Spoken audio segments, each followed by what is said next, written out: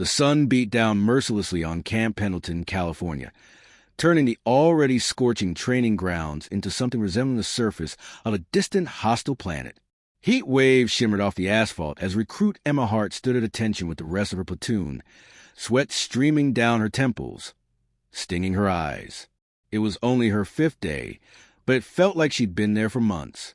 The Pacific breeze that occasionally swept through the base offered little relief.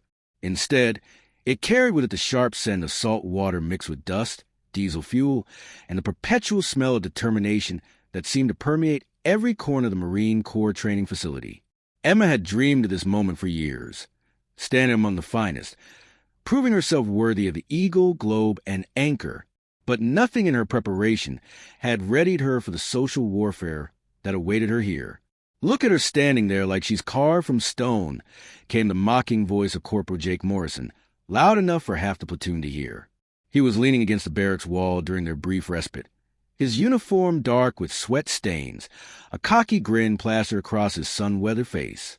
"Think she's better than us 'cause she doesn't talk?" Beside him, Lance Corporal Davidson laughed, the sound sharp and cruel. "Nah, man, she's just scared. Probably realizes she made mistakes signing up. Give her another week.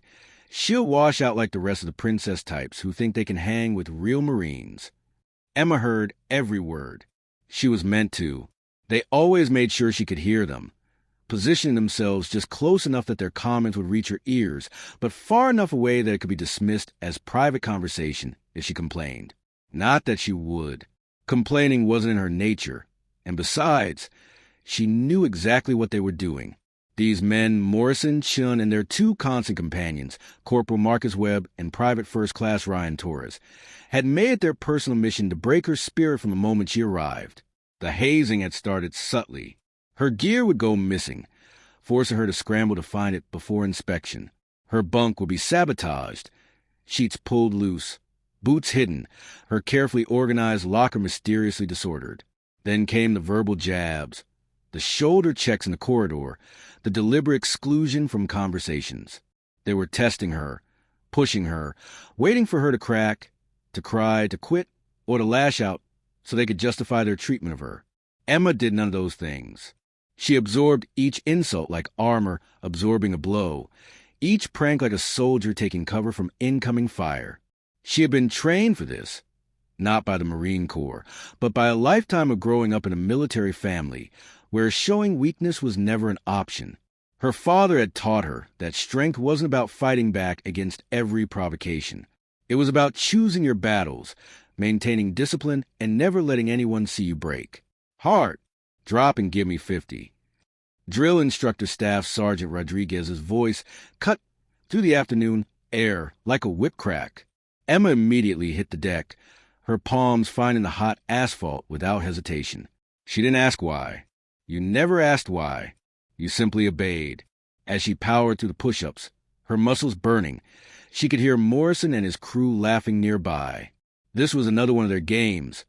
They'd been deliberately making noise during quiet time, knowing the DI would punish the nearest recruit, which inevitably ended up being Emma. She finished the 50 and bounced back to attention, her face flushed but expression neutral. "Motivated, Hart?" Rodriguez asked, his face inches from hers. "Yes, Staff Sergeant." "Good, because I don't see quit in you. Some of these others..." He glanced meaningfully toward Morrison's group. "They got loud mouths but soft cores. You keep your head down and your standards up." "Understood." "Yes, Staff Sergeant." Rodriguez walked away, and Emma allowed herself the smallest moment of satisfaction. The DI saw through the games. That was something, at least, but it wasn't enough to stop them. If anything, Morrison seemed more determined after that encounter, as if the DI's subtle praise of Emma was a personal insult to him. That evening in the chow hall, Emma sat alone at the far end of one of the long tables, methodically eating her meal. The cafeteria was alive with the sounds of tired Marines refueling, metal trays clattering, dozens of conversations overlapping, the occasional burst of laughter cutting through the general din. The smell of grilled chicken, overcooked vegetables, and industrial-strength coffee filled the air. Fluorescent lights buzzed overhead, casting everything in a harsh, unflattering glow. She had just taken a bite of her dinner when she felt the presence before she saw them. Morrison, Chun, Webb, and Torres surrounded her table like wolves, circling wounded prey. Morrison slid onto the bench across from her, his tray landing with a loud bang that made several nearby recruits glance over before quickly looking away. Nobody wanted to get involved. "Hey, Hart," Morrison said, his voice dripping with false friendliness. "We've been thinking. You've been here almost a week, and you haven't said more than 10 words to anyone. That's not very team-oriented of you, is it?" Emma continued eating, not looking up. Engaging would only encourage them. "I'm talking to you, recruit." Morrison's voice hardened. "In the Marines, we answer when we're spoken to." She looked up then, meeting his eyes with a level stare that revealed nothing. "What would you like me to say, Corporal?" "Oh, she speaks." Chin laughed from his position, standing behind Morrison. "We were starting to think you were mute or something. Maybe just too good to talk to us regular folks." "I'm not too good for anyone," Emma said quietly, returning her attention to her meal.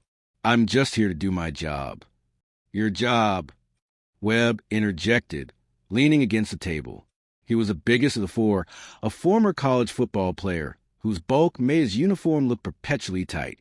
"Your job is to be part of a unit, sweetheart. And right now, you're the weak link nobody wants to carry." Emma's jaw tightened imperceptibly, but she said nothing. This was a trap. They wanted her to defend herself, to argue, to give them ammunition. She wouldn't. Torres, the youngest of the group, and usually the quietest, spoke up then. "Come on, guys. Maybe we should just—" "Shut up, Torres." Morrison cut him off without even looking at him. "Hart here needs to learn how things work. See, in the real Marines, not this training ground fairy tale, you need your brothers watching your back. And right now, nobody here trusts you. You know why?" Emma didn't respond. She knew he'd tell her anyway. "Because you act like you're above all this. Like you got some secret that makes you special. Well, let me tell you something. There's nothing special about you. You're just another girl trying to play soldier, and sooner or later, you're going to wash out. They always do." The word stung more than Emma wanted to admit, but her face remained impassive. She'd heard variations of this speech before, from different people in different contexts. Being a woman in a male-dominated field meant constantly proving yourself, constantly being questioned, constantly being tested in ways her male counterparts never were. She had accepted this reality long ago. What she hadn't accepted, what she refused to accept, was the idea that she didn't belong here. Emma had wanted to be a Marine since she was 8 years old, watching her father in his dress blues, seeing the pride in his eyes when he talked about his service. She had trained for this, prepared for this, sacrificed for this. For bitter, insecure men weren't going to take that away from her. "Nothing to say?" Morrison pressed. "Fine, but understand this. We're going to make every single day here a living hell for you until you either quit or shape up and stop acting like you're better than everyone else." He stood abruptly, and the others followed. As they walked away, Emma heard Chin mutter, "Give it 2 more weeks. She'll be gone." Emma finished her meal in silence, her appetite gone, but her discipline forcing her to consume the calories she'd need for tomorrow's training. Around her, the cafeteria continued its normal rhythm, dozens of recruits unaware or uncaring about the small drama that had just unfolded. This was a Marine Corps. Everyone had their own battles to fight, their own struggles to endure. Nobody was coming to save her. She didn't need saving. She just needed to survive. The following week brought no relief. If anything, the harassment intensified. Morrison and his crew seemed to have made tormenting Emma their primary recreational activity. They were careful, though, always operating just within the bounds of plausible deniability, never crossing lines that would trigger official intervention. They were veterans at this game, having likely pulled similar stunts with other recruits who had since washed out or learned to blend into background. But Emma didn't blend. She couldn't. Something about her, her posture, her unwavering focus, her refusal to show vulnerability, seemed to infuriate Morrison specifically. It was as if her very existence was a challenge to his authority, his masculinity, his place in the hierarchy. Tuesday morning brought a particularly brutal physical training session. The California sun had barely risen, but the temperature was already climbing into the 80s, humidity making the air feel thick and oppressive. The platoon was running an obstacle course, a grueling series of walls, rope climbs, tire runs, and crawls through mud pits that left everyone exhausted and filthy. Emma was in the middle of the pack, maintaining a steady pace. When she approached the rope climb, her arms were already trembling from the earlier obstacles, but she grabbed a thick, rough rope and began hauling herself upward. She was 3/4 of the way to the top when she felt it, the rope suddenly jerking violently. She glanced down to see Morrison at the bottom, a malicious grin on his face as he deliberately shook the rope, trying to throw her off balance. Her grip faltered. For a terrifying moment, she felt herself slipping, her sweaty palms unable to maintain their hold. Then training took over. She wrapped her legs more tightly around the rope, redistributed her weight, and powered through to the top despite the interference. When she descended, Morrison had already moved on, leaving no evidence of his sabotage. Later that afternoon, during equipment maintenance, Emma discovered that someone had loosened the screws on her rifle stock. If she had taken to the range like that, it could have caused a malfunction or worse. She tightened everything herself, saying nothing, documenting nothing. What was the point? Morrison would just deny it. And without proof, she looked like she was making excuses or seeking special treatment. Wednesday brought a surprise inspection. Emma's locker, which she had meticulously organized the night before, was somehow in complete disarray when the inspecting officer opened it. Gear was mixed up, uniforms improperly folded, boots unpolished. She accepted the punishment. Extra duty cleaning the latrines, without complaint, even though she knew exactly how her locker had become such a mess. Someone had access, someone with enough rank or familiarity with the barrack security to move freely. Thursday was worse. During a classroom session on military history, Emma felt something hit the back of her head, a small wad of paper. Then another. She didn't turn around, didn't react. The instructor, Captain Williams, was too absorbed in his lecture to notice. The paper wads kept coming, each one a tiny humiliation, a test of her composure. She passed the test by refusing to acknowledge them, but inside, something was beginning to crack. By Friday, Emma was running on fumes. Sleep had become difficult. She was hyper-alert, always listening for footsteps, always expecting the next prank. Her performance in training was still solid, but the mental and emotional toll was mounting. She found herself eating meals faster, spending as little time in common areas as possible, building walls around herself that grew higher each day. The afternoon sun was brutal as the platoon assembled for what should have been a routine training exercise. Staff Sergeant Rodriguez had them running combat scenarios, working on tactical movement and communication. Emma was partnered with Torres, the youngest member of Morrison's crew, who had shown occasional flickers of conscience beneath his desire to fit in with the older Marines. "You doing okay?" Torres asked quietly as they moved to their starting position. The question surprised Emma. It was the first time any of Morrison's group had spoken to her without malice. "I'm fine," she replied automatically. Torres looked uncomfortable. "Look, about Morrison and the others, it's not personal, you know? It's just, this is how it is. They do it to everyone." Emma turned to face him fully. "Do they?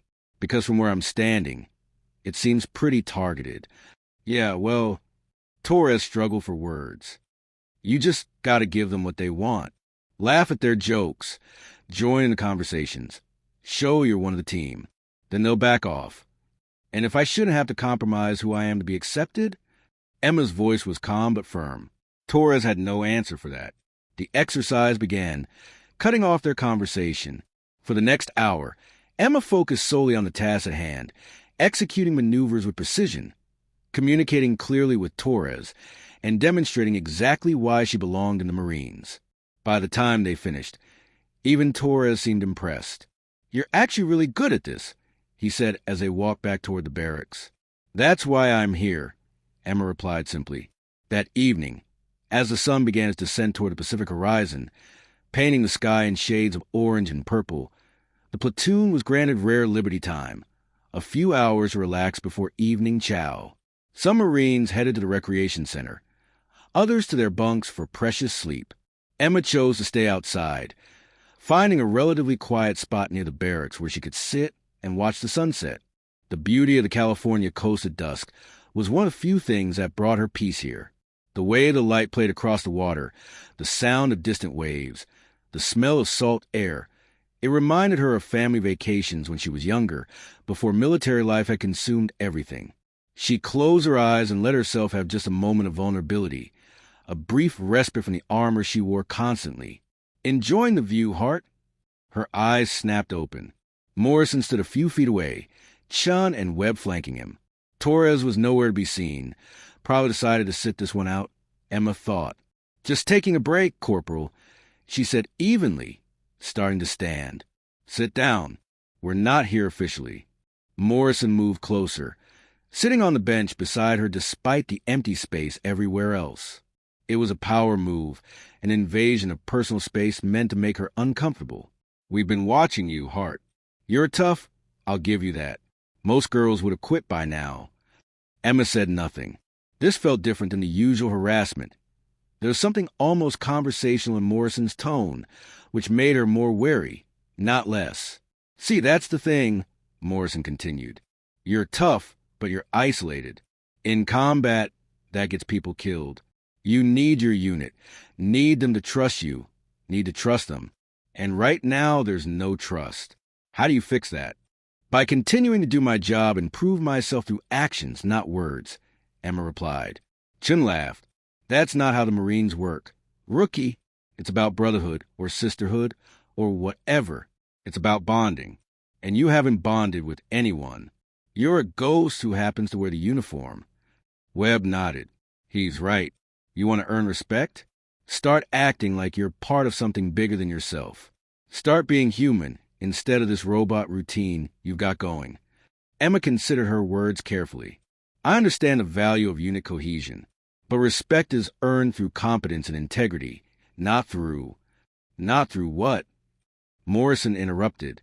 "Sucking up? We're not asking you to suck up, Hart. We're asking you to be real. To show us you're not some entitled princess who thinks she's too good for the rest of us." There was again that accusation of superiority. Emma finally understood. They didn't see her silence and discipline as strength. They saw it as judgment, as arrogance, as her looking down on them. And in a strange way, they were right to feel threatened. Not because she thought she was better, but because her very presence challenged their assumptions about who belonged in their ranks. "I've never thought I was too good for anyone here," Emma said quietly. "I'm just trying to survive each day and become the Marine I know I can be." For a moment, something flickered in Morrison's expression. Was it understanding? Respect? But it vanished as quickly as it had appeared, replaced by the familiar cruel smirk. "Survive," he repeated. "That's exactly the problem, Hart. We don't just survive here. We dominate. We conquer. We become weapons. And you're still just trying to survive." He stood, and the others followed. As they walked away, Emma heard Webb say, "She's never going to get it, man. Let's just make sure she washes out before she gets someone killed in the real world." Emma sat alone as darkness fell over Camp Pendleton, the sunset's beauty forgotten. Tomorrow was Saturday, which meant a slightly more relaxed schedule, but also more opportunities for the harassment to escalate. She needed to be ready. She needed to be stronger. What she didn't know was that tomorrow would change everything. Saturday morning arrived with an unusual stillness that seemed to blanket Camp Pendleton like a weighted fog. The training schedule was lighter on weekends, giving platoon time for equipment maintenance, personal fitness, and some much-needed rest. A respite that most Marines welcomed after the grueling weekdays of constant drills, physical training, and classroom instruction. Emma had woken before dawn, as was her habit, her internal clock refusing to allow her the luxury of sleeping in even when the opportunity presented itself.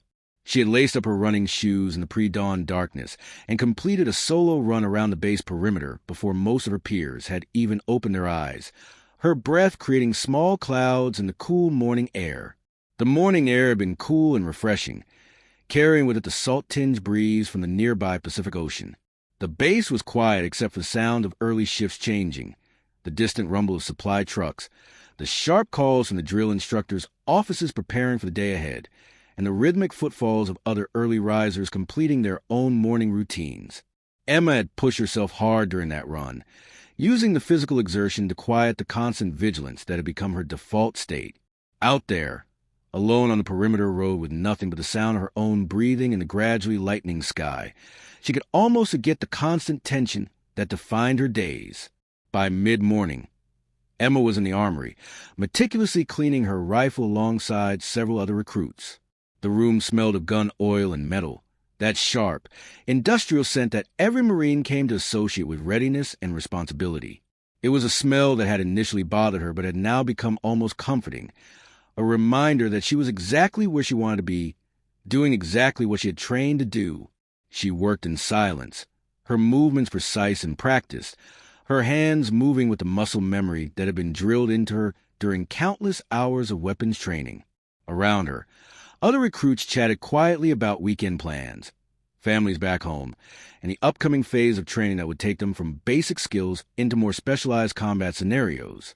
Emma listened without participating, absorbing the conversations, but not contributing to them. She had learned that silence was often her best defense. It gave nothing away, revealed no vulnerabilities, and prevented her words from being twisted or used against her later. Hart, Staff Sergeant Rodriguez, appeared in the doorway, his voice carrying easily across the room despite not being raised above a normal speaking volume. He had that quality that all good drill instructors possess, the ability to command attention without shouting, to convey authority through presence rather than volume. When you're done there, report to the quartermaster. You're due for a uniform fitting. Yes, Staff Sergeant. Emma responded immediately, her voice crisp and clear. She finished her work with practice efficiency, running through the final inspection checklist with the attention to detail that had become second nature. Within 15 minutes, she had secured her weapon properly in the armory rack, signed out in the logbook, and was heading toward the quartermaster's office, her boots echoing on the concrete walkways that crisscrossed the base like veins carrying the lifeblood of military precision. The California sun was climbing higher now, the temperature rising from the cool morning into what promised to be a warm afternoon. Emma could feel sweat beginning to form under her uniform, but she maintained her posture and pace. The quartermaster's office was on the far side of the base, giving her time to observe the weekend rhythm of Camp Pendleton. Small groups of Marines gathered outside barracks, some engaged in impromptu physical training, others simply enjoying the relative freedom of unstructured time. She passed a group playing basketball on one of the courts, their laughter and friendly trash talk a stark contrast to the controlled intensity of weekday training. The uniform fitting took longer than expected. The quartermaster, a grizzled gunnery sergeant with more years in service than Emma had been alive, was meticulous about proper fit and appearance. A Marine's uniform is their first impression and their last offense, he told her as he made minute adjustments. You wear it with pride. You wear it with precision. Nobody respects a Marine who can't maintain their appearance.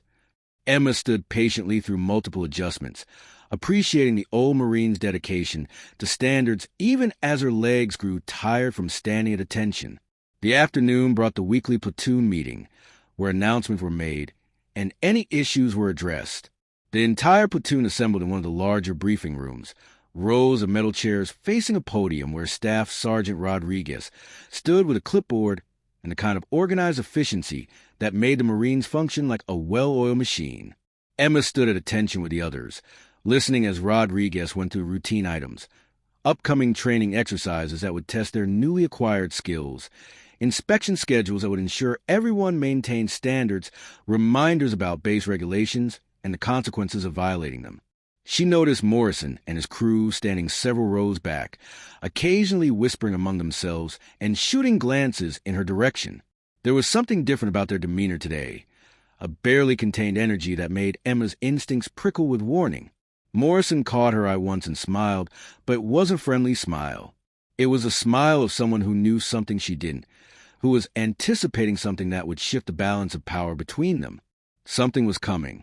She could feel it in the air, in the way they looked at her, in the barely suppressed excitement in their expressions. Whatever they had planned, it was big enough that they couldn't completely hide their anticipation. Webb kept elbowing Chun and smirking. Torres looked uncomfortable, shifting his weight from foot to foot and avoiding eye contact with everyone. Morrison was the calmest of the group, but even he couldn't completely mask the malicious anticipation in his eyes. "Chow time is at 1800 hours, Rodriguez concluded, his voice cutting through Emma's observations. "Until then, you have liberty for personal time. Use it wisely. Remember, Marines, free time is a privilege, not a right. Don't make me regret giving you this liberty. Stay out of trouble, maintain standards, and represent this platoon with honor." Dismissed. The platoon dispersed in various directions like water flowing around rocks. Some headed back to the barracks for rest. Others toured the recreation center where they could watch television, play pool, or use the computers to email home.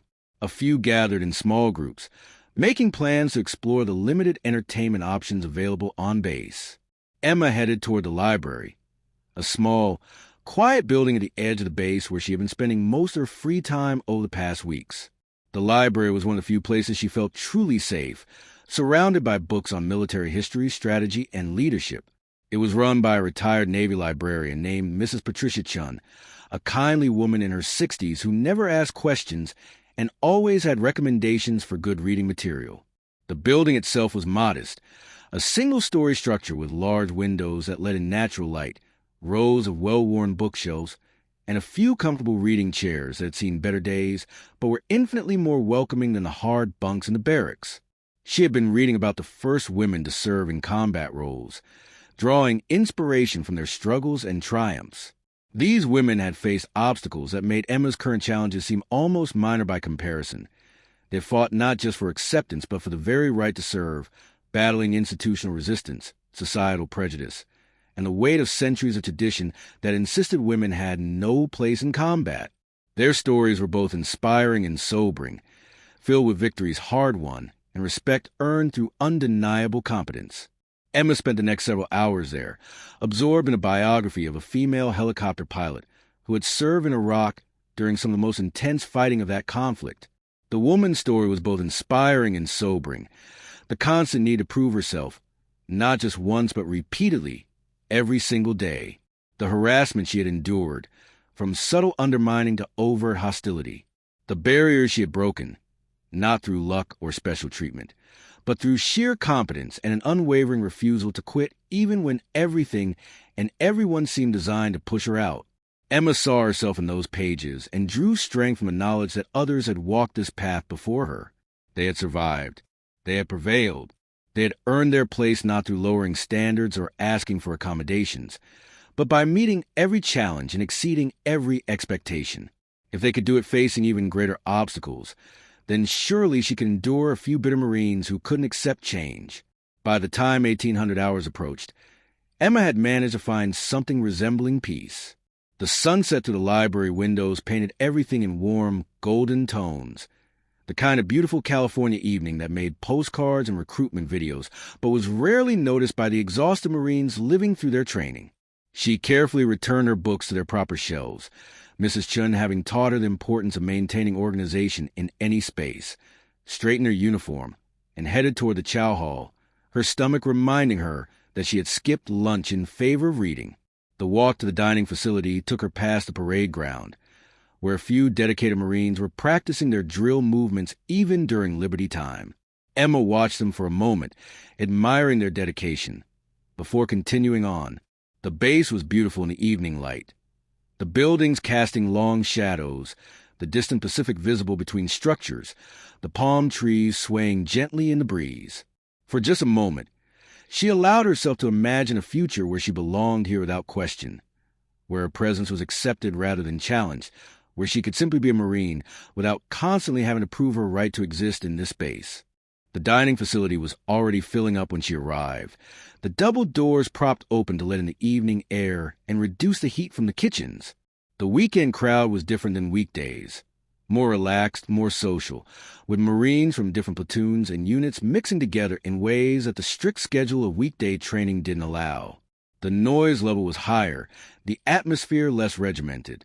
Marines in various states of off-duty dress lounged at tables, some still in their utility uniforms, others in PT gear, a few in civilian clothes preparing to head off base for evening liberty.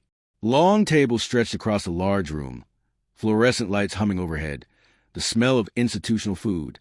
Tonight it was chicken, mashed potatoes, green beans, and some kind of cobbler for dessert, filling the air. It wasn't gourmet cuisine by any stretch, but it was hot, plentiful, and designed to fuel the incredible caloric demands of military training. Emma had learned to appreciate it for what it was, fuel for the machine her body had become. Emma grabbed a tray and moved through the line, accepting generous portions from the kitchen staff.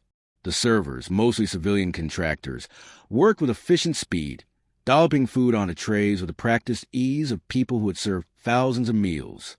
One of them, an older woman with kind eyes, always gave Emma an extra scoop of whatever the main dish was, accompanied by a smile that suggested solidarity or understanding. Emma appreciated the small gesture more than she could express.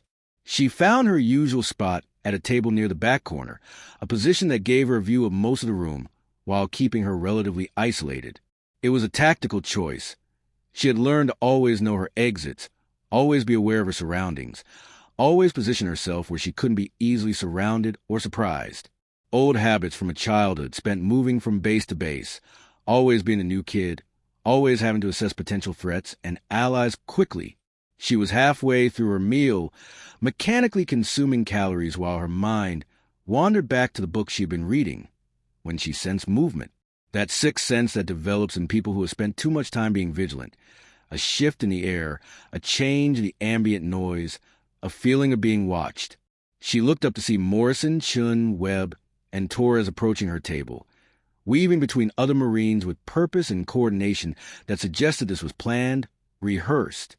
Her body tensed automatically, muscles preparing for fight or flight, but she forced herself to remain calm, to keep eating, to not show that their presence affected her.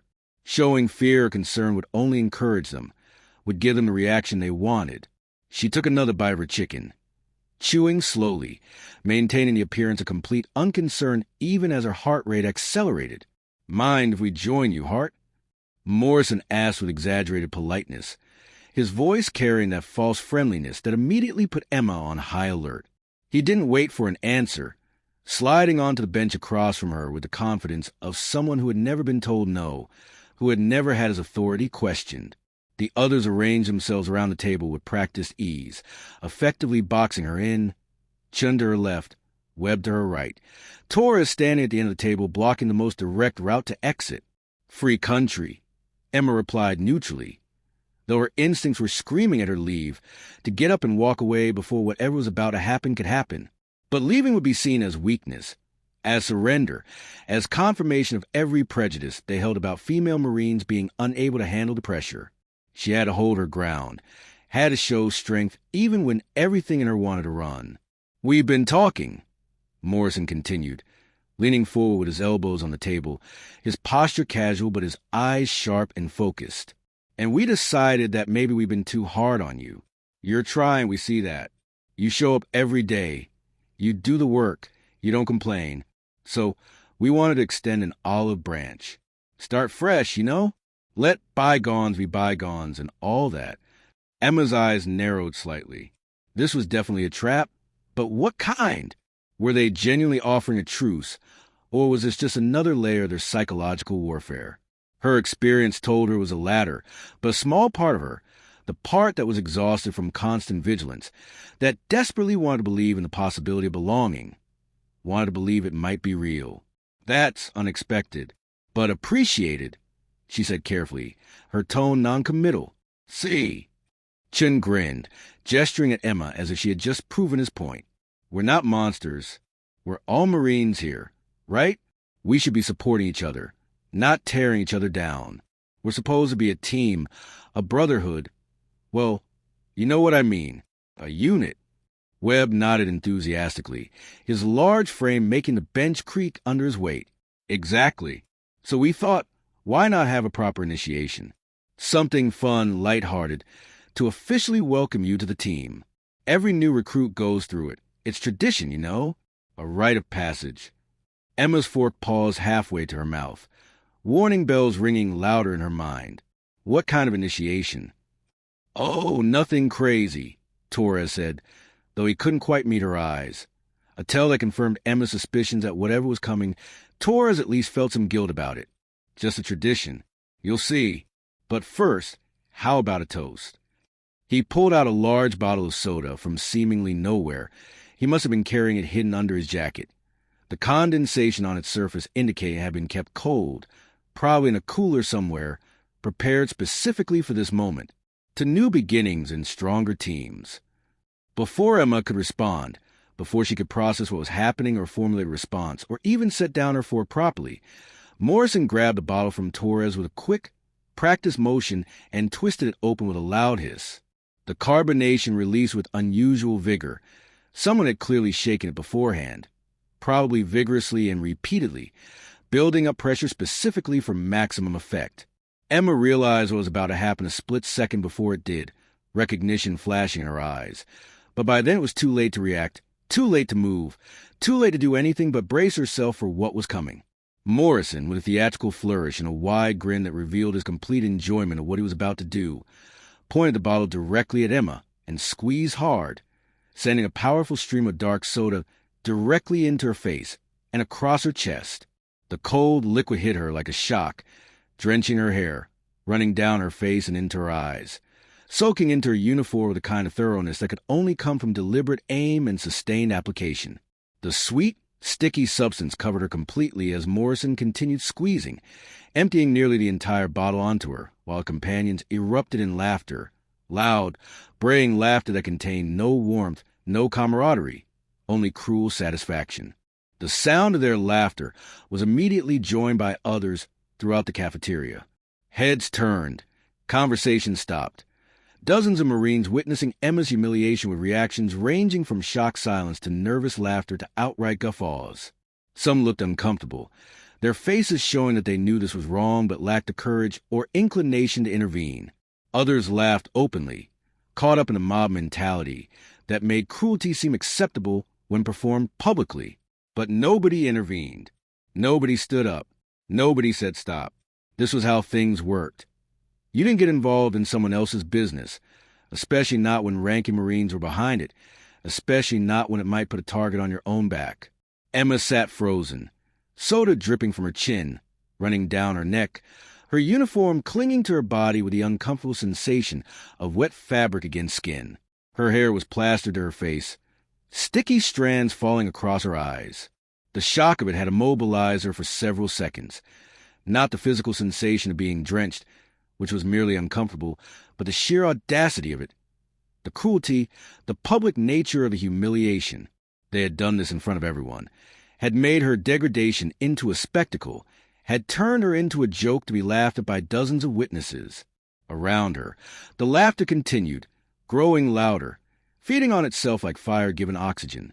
Some Marines were actually applauding, as if Morrison had just performed some impressive feat, rather than committed an act of targeted harassment. The cafeteria had transformed from a dining facility into an arena, with Emma as the unwilling entertainment, the victim whose suffering was considered acceptable, even amusing. "Welcome to the team, Hart," Morrison announced loudly, playing to his audience, his voice carrying to every corner of the cafeteria. He tossed the empty bottle onto the table in front of her, where it landed with a hollow plastic clatter, soda still dripping from its opening. "Now you're officially one of us. That's what we call a proper Marine Corps welcome." More laughter, more applause. Emma could hear individual voices in the crowd. "Did you see her face? Classic. She looks like a drowned rat." Each comment was another small cut, another layer of humiliation piled onto the initial assault. Emma's hands were shaking, with fury, with humiliation, with the overwhelming urge to lash out physically and emotionally. Every instinct in her body screamed at her to stand up, to fight back, to grab Morrison by his collar and wipe that smug grin off his face with her fists. She could imagine it clearly, the satisfaction of landing a solid punch, of making him feel even a fraction of the humiliation he had just inflicted on her. But training held firm, barely, like a dam holding back a flood. Discipline, control. Don't give them what they want. Don't prove them right about you being too emotional, too weak, unable to handle the pressure. Don't break. She slowly, deliberately, set down her fork with hands that trembled despite her best efforts to control them.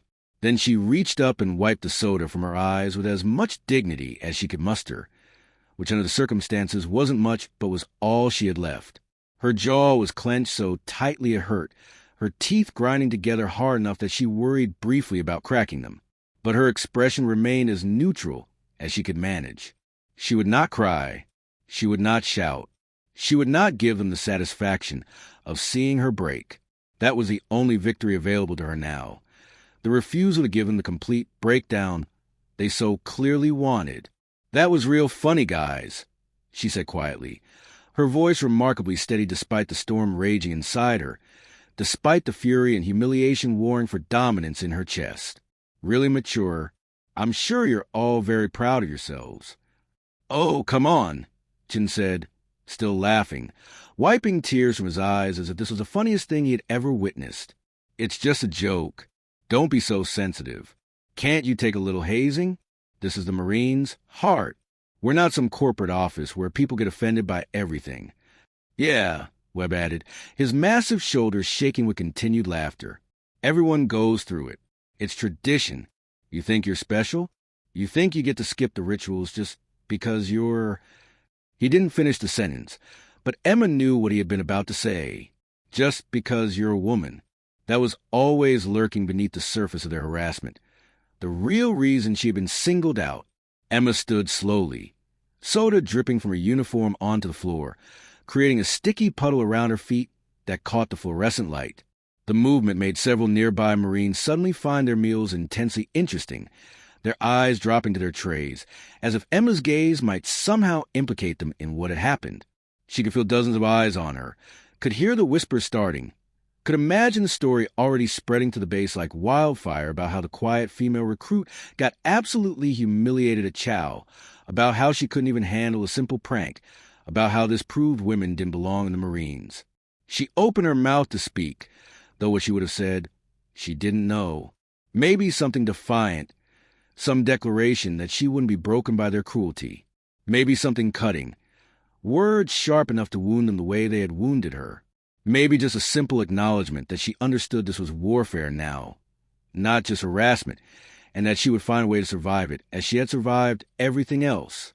But before any words could form, before her tongue could shape the response her brain was still trying to formulate, the atmosphere in the cafeteria changed dramatically. The laughter died as if someone had flipped a switch, cut off mid-guffaw by something that made even the loudest Marines fall instantly silent. The conversation stopped mid-sentence, words dying on lips as every Marine in the room responded to something Emma hadn't yet processed. Even Morrison's triumphant grin began to fade, confusion, and then dawning horror crossing his face as every Marine in the room suddenly snapped to attention, a wave of movement that swept across the space like dominoes falling, like a ripple spreading across still water. Emma turned toward the entrance, soda still dripping from her hair, and felt her heart stop. Admiral James Hart stood in the doorway of the cafeteria, his dress whites pristine and pressed to perfection, the gold insignia on his shoulders catching the fluorescent light like small beacons of authority. He was tall and imposing, with close-cropped gray hair and a face that had been weathered by decades of service, a face that had seen combat, made impossible decisions, and never wavered in the face of adversity. His steel-blue eyes swept across the room, taking in the scene with a single, comprehensive glance. His daughter standing in the middle of the cafeteria, drenched in soda, surrounded by laughing Marines who were now frozen in horror, the empty bottles still on the table, the evidence of what had just transpired impossible to miss or misinterpret. The Admiral's expression didn't change. He didn't need to raise his voice or make threats. His mere presence was enough to transform the entire atmosphere of the room from one of cruel entertainment to one of dread and anticipated consequences. He walked into the cafeteria with measured steps, each footfall echoing in the absolute silence, his posture perfect, his bearing that of a man who had commanded ships and led thousands of men and women through situations far more serious than a cafeteria full of foolish Marines. Every Marine in the room stood rigidly at attention, eyes forward, barely breathing, the kind of perfect military bearing that only appears when someone with serious authority enters a space. Staff Sergeant Rodriguez, who had been at a table near the front, looked like he might be sick, his face pale, understanding immediately that he had failed his duty to maintain discipline and protect every member of his platoon. Admiral Hart walked past rows of frozen Marines, past the witnesses who had laughed or looked away, past the staff sergeant who should have prevented this from ever happening. He walked directly to Emma, his path unwavering, stopping 2 feet in front of her. For a long moment, he just looked at her, at his daughter, standing there drenched and humiliated but still refusing to cry, still maintaining her composure despite everything, still being the Marine he had taught her to be from the time she could understand what that meant. Then he turned his attention to Morrison and his crew, who looked like they wanted to melt into the floor, to disappear, to be anywhere but under the gaze of an admiral who had just witnessed them humiliating his daughter. His voice, when he finally spoke, was quiet but carried to every corner of the now silent cafeteria with perfect clarity.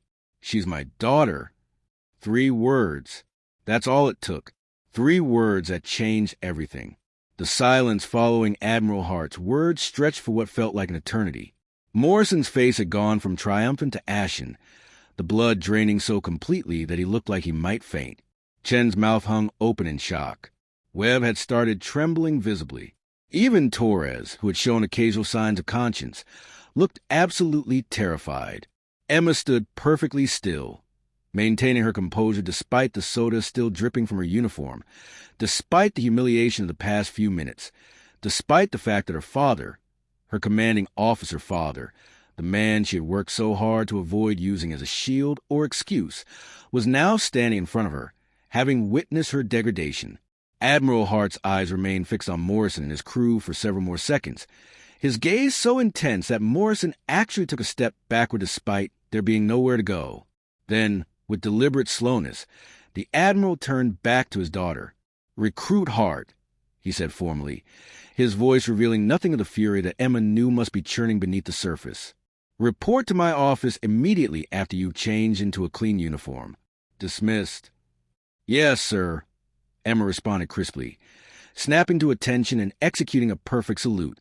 She turned on her heel and walked out of the cafeteria with her head high, leaving a trail of sticky droplets behind her. As she passed through the door, she could feel every eye in the room on her back, could sense the shift in how she would now be perceived. Everything had changed in those 3 words. "She's my daughter." Behind her, she heard her father's voice again, still quiet but sharp as a blade. "Staff Sergeant Rodriguez, Corporals Morrison, Webb, Chun, and Private First Class Torres. My office. Now, the rest of you, dinner is over. Return to your barracks immediately." Emma walked across the base in the fading evening light, her uniform stiffening as the soda began to dry, her hair sticky and uncomfortable against her neck. Other Marines passing by did double takes, some offering sympathetic looks, others quickly glancing away. By tomorrow morning, everyone on base would know the story. The question was, what version of the story would they tell? Would she become the Admiral's daughter who couldn't handle hazing, the privileged recruit who had to be rescued by Daddy? Or would she become something else, a Marine who had endured weeks of target harassment with dignity and discipline, only to have her tormentors reveal themselves through their own cruelty? She entered the barracks, which was mercifully empty as most of the platoon was still at dinner, and quickly stripped off her ruined uniform. In the shower, washing away the sticky residue, Emma allowed herself a moment of vulnerability. Tears mixed with water, washing down the drain, releasing some of the tension and humiliation she had been holding inside. But they were brief tears, a momentary release, not a breakdown. She had learned long ago that sometimes you needed to let the pressure escape before it exploded. 15 minutes later, in a fresh uniform with her hair pulled back and her composure restored, Emma made her way to the administrative building where her father's temporary office was located. He was visiting Camp Pendleton for a routine inspection tour. She had known he was on base, had been carefully avoiding any situation where they might cross paths, terrified of appearing to seek special treatment. The irony wasn't lost on her. She had spent weeks enduring harassment specifically to avoid any appearance of using her father's rank as protection, and in the end, his intervention had been forced by the very people who had accused her of thinking she was special.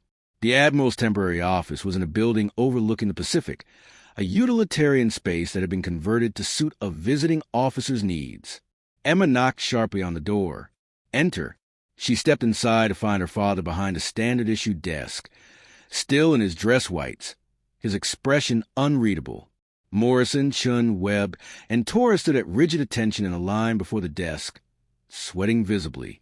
Staff Sergeant Rodriguez stood off the side, looking like he was facing a firing squad. Recruit Hart, reporting as ordered, sir. Emma said formally, coming to attention. Admiral Hart gestured to a spot beside Rodriguez. Stand there. You're not the one being disciplined, but you deserve to witness the consequences of what happened tonight.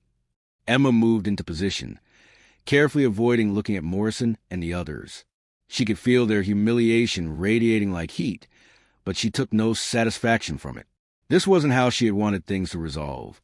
She had wanted to earn respect through her own actions, not through her father's intervention. Gentlemen, Admiral Hart began, standing and walking around the desk to face the four Marines directly. I have been in the United States Navy for 34 years. In that time, I have witnessed combat, commanded ships, led men and women through some of the most challenging situations imaginable. I have seen courage and cowardice, honor and disgrace, the best of humanity and the worst. But what I witnessed tonight in that cafeteria, he paused, his voice dropping even lower.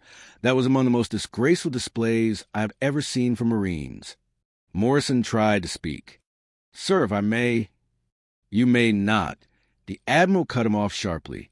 You will stand at attention, and you will listen. The United States Marine Corps is built on core values: honor, courage, and commitment. You four demonstrated none of those tonight. Instead, you demonstrated cowardice, cruelty, and a complete lack of integrity. He began pacing in front of them, hands clasped behind his back. Hazing is not tradition. It is not team building. It is abuse, pure and simple. And what you did tonight went beyond even typical hazing. You targeted a fellow Marine, a recruit tried to become a Marine, with sustained, deliberate harassment designed to break her spirit and drive her out of the Corps. Why? Because she's female? Because she maintained discipline and dignity instead of engaging with your provocations? Because she somehow threatened your fragile sense of superiority? Chen's face flushed red. Webb was staring straight ahead with tears forming in his eyes. Torres looked like he might be sick. Only Morrison maintained something resembling composure, though even he couldn't hide the shame in his expression. Sir, Morrison finally said when the Admiral paused, we didn't know she was your daughter. If we had known. Stop. Admiral Hart moved directly in front of Morrison, close enough that Morrison had to tilt his head back to maintain eye contact. What you just said makes it worse, not better. You're telling me that you would have treated her differently if you knew who her father was? That your behavior is only wrong because of my presence? That is exactly the problem. Every recruit in this Corps deserves to be treated with respect and dignity, regardless of who their family is. The fact that she's my daughter should be irrelevant. He stepped back, addressing all four again. Let me be absolutely clear about something. I did not come to that cafeteria tonight because I was checking on my daughter. I didn't even know she would be there. I came because I was touring the base and wanted to observe evening chow as part of my inspection. What I witnessed was pure chance, or perhaps providence, depending on your perspective. But what I saw was unacceptable regardless of who the victim was. Emma felt something shift inside her at those words. Her father hadn't been looking for her, hadn't been hovering or protecting. He had simply been doing his job and had witnessed an injustice. That mattered. It meant this wasn't about nepotism or special treatment. It was about standards and dignity. Admiral Hart turned to Staff Sergeant Rodriguez. Staff Sergeant, you're responsible for the discipline and welfare of every recruit in your platoon. How did this situation escalate to the point where 4 Marines felt comfortable publicly humiliating a recruit in front of dozens of witnesses without expecting consequences? Rodriguez stood straighter, if that was possible. No excuse, sir. I was aware of tensions within the platoon, but failed to address them adequately. I should have intervened earlier and more decisively. The failure is mine. Partially, the Admiral acknowledged, but I've reviewed Recruit Hart's file. Her performance has been exemplary despite the harassment. Your training evaluations have been fair and accurate. The failure here is primarily with these four Marines who believe that their rank and gender gave them the right to abuse someone they perceived as weak. He returned his attention to Morrison and his crew. Here's what's going to happen. All four of you will face formal disciplinary proceedings. The specific charges and punishments will be determined by your commanding officer, but I can promise you that they will be severe. Additionally, you will each write a formal letter of apology to Recruit Hart. Not because I'm her father, but because you wronged a fellow service member. Those letters will be reviewed by your CO and will become part of your permanent records. Webb was openly crying now. Torres looked devastated. Chin stared at the floor. Morrison's jaw was clenched, but he nodded. Beyond the official punishment, the Admiral continued, I want you four to understand something. The Marine Corps is changing. It is becoming more diverse, more inclusive, and more reflective of the country it serves. That change is not optional, and it is not up for debate. Female Marines are not going away. They are not guests in your domain. They are your equals and your comrades. The sooner you accept that, the better Marines you will become. He let that sink in for a moment before adding, I've seen combat, gentlemen. I've seen Marines die. And I can tell you without hesitation that when bullets are flying and everything is chaos, nobody cares about gender. They care about competence, courage, and whether the person next to them will do their job. Recruit Hart has demonstrated all three. Can you say the same about yourselves? The silence that followed was answer enough. Staff Sergeant Rodriguez, Admiral Hart said, ensure these four report to their CO first thing Monday morning. Until then, they are confined to barracks with no liberty privileges. Dismissed. Rodriguez saluted sharply. Yes, sir. He herded the four chasing Marines toward the door. As they filed out, Torres glanced back at Emma with an expression that might have been remorse or apology, but she didn't acknowledge it. They disappeared into the hallway, leaving Emma alone with her father. The Admiral waited until the door closed, then let out a long breath. The formal military bearing softened slightly. Not much, but enough that Emma could see her dad beneath the rank insignia. He walked back to the desk and leaned against it, studying his daughter. At ease, Emma, he said quietly. Emma relaxed her posture slightly, but remained standing straight. The transition from recruit to daughter was difficult to navigate, especially here, especially now. How long has this been going on? He asked. Since the first days, sir.